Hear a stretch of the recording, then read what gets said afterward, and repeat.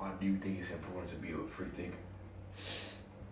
So I would say not even just a free thinker, but a growth thinker. All right. So the idea of free thinking, like I wrote about that in my book, is thinking for yourself. Matter of fact, you can pass me one of them copies of one book. I know I just seen one in here somewhere. It might have been in Walmart. No, it's not in here. So I talked about it in here, but when it comes to being a free thinker, I think it's more so about being a truth seeker. You know what I mean? A person that's consistently seeking the truth and willing to be wrong. Right? When you think you know something, it robs you of your ability to learn what you don't know. Right? When you're a free thinker, then there ain't no limits on what you believe could be possible, essentially. And the ideas that you're willing to entertain. Right? It doesn't mean that they are truthful, right? But you don't think inside this box of things. And if it don't come from this box of beliefs that you were told in this program, then you like, nope, it's not real. This is what constrains a lot of people that grow up in religious paradigms. Now, in some ways, this protects people because sometimes you can go too far left, you can go too far right, and you lose your way, right? You start going in all these directions and you don't actually have any structure of what you know. Because you can find somebody that can know a lot less than a so-called free thinker, and they can produce more success in the world because they have one particular belief and they just live off that, and it produces success. They don't need to know everything in the world. And I think the thing about you all's generation is y'all have so much access to information, but little understanding. Meaning that, like, you know, you got it written on your wall going to the library, right? The thing is, when I had to go learn, I would have to go walk down the street, get a library card, go to the library, read the book sometime there, or check it out, right? Get the information from it, then go back to the library, walk, catch a bus, get there, blah, blah, blah. That's a different level of appreciation for knowledge and information versus somebody on the phone just told me the secrets of the world. You know what I'm saying? No, you got to actually research, go find root, like who did they get their information from? How did they search it? Right? What is their intent? What is their bias? All of this, what it does is it develops your mind. So it ain't so much about having the information. It's about having a developed mind, right? That can go think for themselves and that can go find it for themselves. So you got tools like AI, and a lot of people go take that for granted because you have what you call fast consumption. So that means that every time something new comes, we consume it fast, right? We don't really think about the fact that you've been given a multi-billion-dollar tool that has access to mostly all the information of the world. And at a different point in time, if it was really talk to y'all like that, you would appreciate the hell out of it. Like imagine if you had to pay $100,000 to get access to this tool and nobody else in the world had it. You would use it every single day as much as possible as you can to do as much as you can because you would understand the value of it. But accessibility makes things feel cheap, right? Because everybody got access to it, so it can't be that special. But the difference is only 1% of people use it a certain way, right? And it ain't about what you have access to. It's about what you use it to, how you use it now, because access is what you call democratized. So when it's democratized, when everybody has access to it and it becomes cheaper, you know what I'm saying? Like the internet, everybody couldn't have high-speed internet at first. Everybody in the world don't even have high-speed internet. When I'm in Ghana, their internet slow as hell. You know what I'm saying? I mean, slow. They can't even have download speeds to watch certain YouTube videos. This is still like a first world thing to just have access to free internet, right? And to be able to go create you a Shopify store at any time in the world for free, right? And be able to make money by taking an idea and not even having to have a production behind it. You can just take an idea of a shirt, right? And then go on Printify and then put that on Instagram. And if somebody likes it, then somebody else will ship it for you. No, I went there. I was at the Maboneng market in, was that the Maboneng? That might have been South Africa. It was another market out there. It's one of the biggest markets in the world. But the thing is, imagine you go to a market and there's everybody selling the same book. That's what it was like. No special advertisement, no nothing. So who do you choose? There's no reason I'm going to choose left or right. I'm just going to grab a book. You just lucky if I get there. There's nothing at all going on that makes one person stand out or not. But they got to get up every single day and go sell these books. Because otherwise they can't feed their family.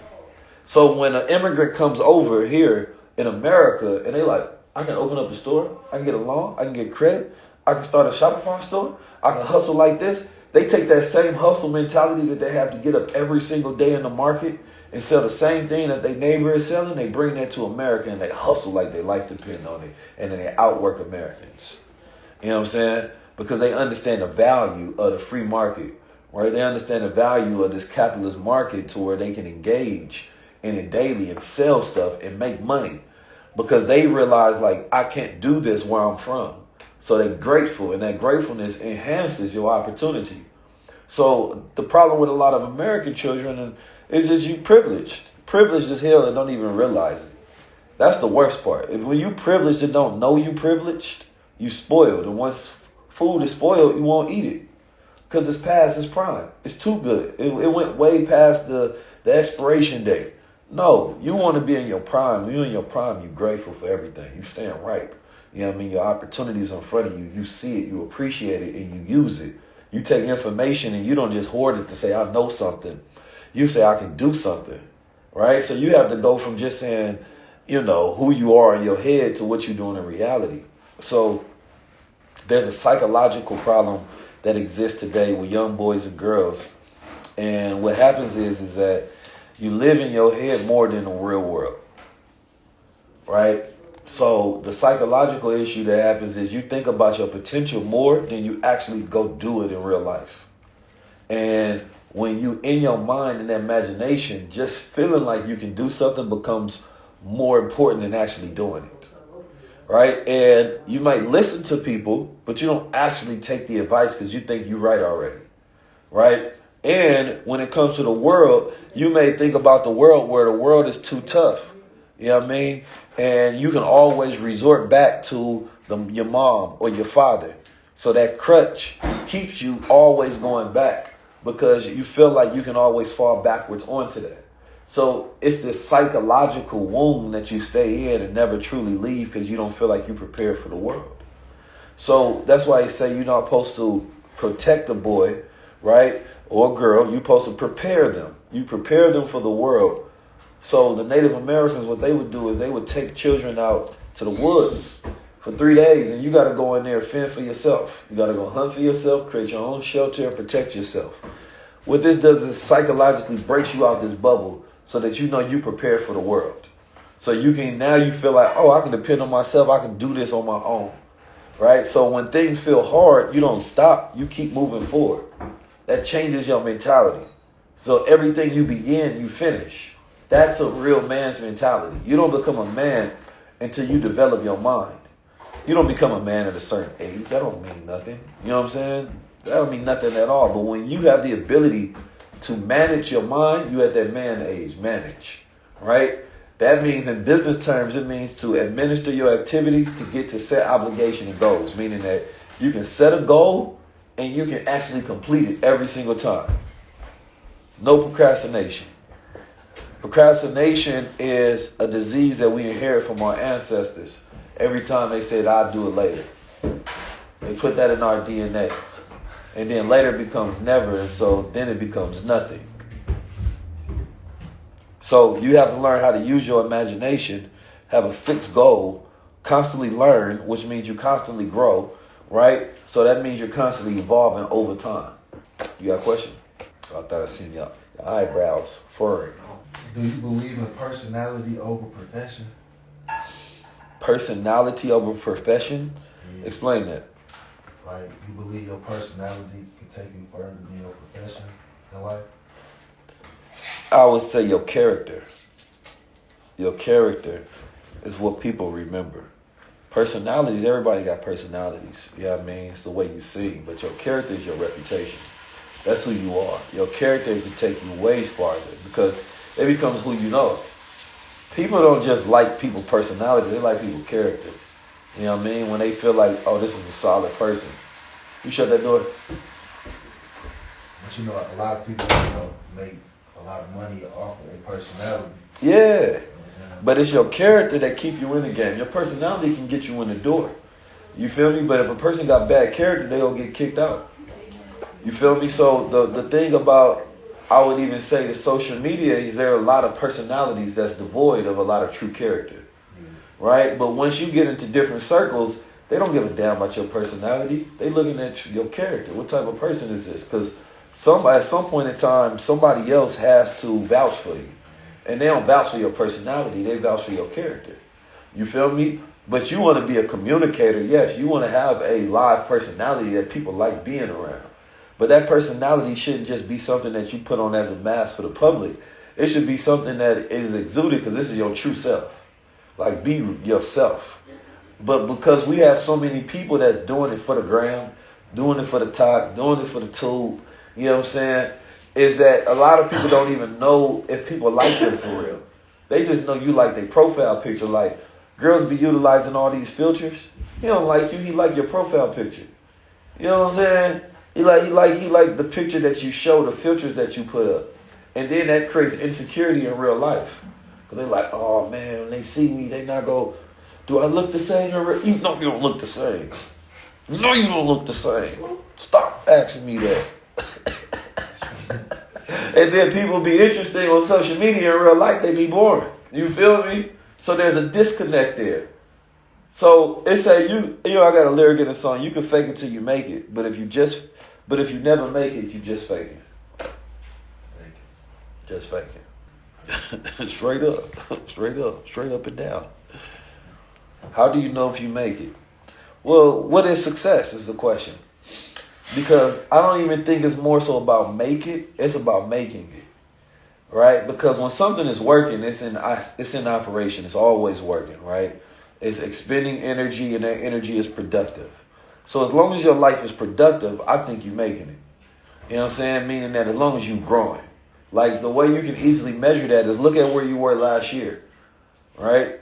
Here we are. What's today's date? 29th. The 29th. So ask yourself, November 29th, 2023, where was you at? Right? Now you get to measure your life financially, mentally, spiritually, your relationships, right? Are you in the same place? If you're in the same place, because time does not change life. Your moves do. You know what I mean? It ain't your time until you make the right moves. Right? Then it becomes your time. When you activate your mind to make the right moves, it becomes your time. Like when they talk about you the chosen one, being a chosen one means you making the right moves at the right time. Right? You got to choose yourself. A lot of people don't choose themselves. Chosen people, they know it. You live a life to where it's almost like you going on your own superhero journey. You feel me?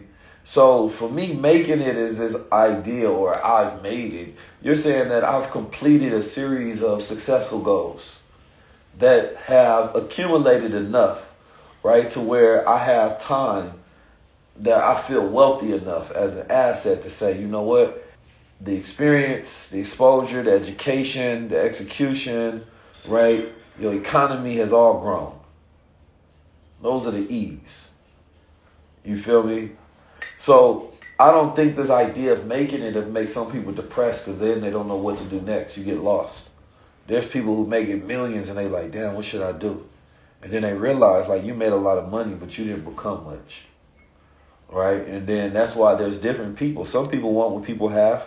Some people want to be who people are. Because some people develop their character so much that other people are like, damn, I want aspects of their character in me. You know what I'm saying? And then some people, they gain so much that they like, I want what that person has. You feel me? Which is different.